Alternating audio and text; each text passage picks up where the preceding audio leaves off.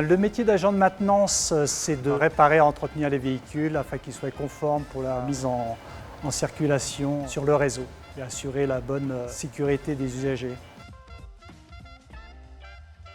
Ah oui, le métier a évolué. On va dire que la bascule s'est faite aux environs des années 2000. Avant, on peut dire, entre guillemets, c'était de la mécanique un peu basique. Voilà. Et depuis 2000, il y a eu le multiplexage. Donc en fait, c'est plutôt multiplexage, c'est un peu, on ne va pas rentrer dans les détails, mais c'est plutôt un langage informatique pour les normes pollution et pour tout ce qui est communication avec les boîtiers électroniques. Enfin, c'est un petit peu plus complexe. Et, oui, mais le métier a beaucoup évolué, oui, depuis les années 2000. Ouais.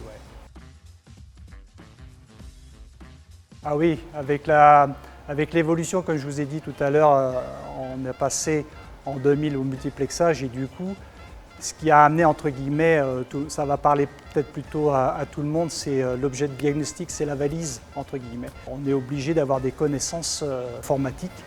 Le métier a évolué de ce côté-là. Ouais.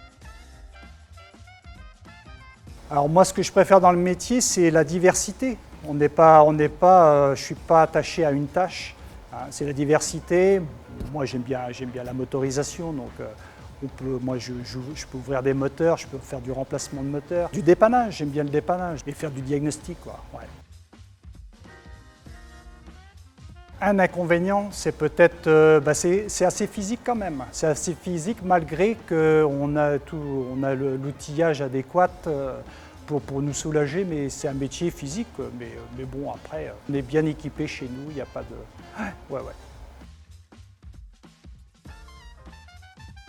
Quel profil de candidat? Personnellement, j'ai fait un cursus mécanicien automobile.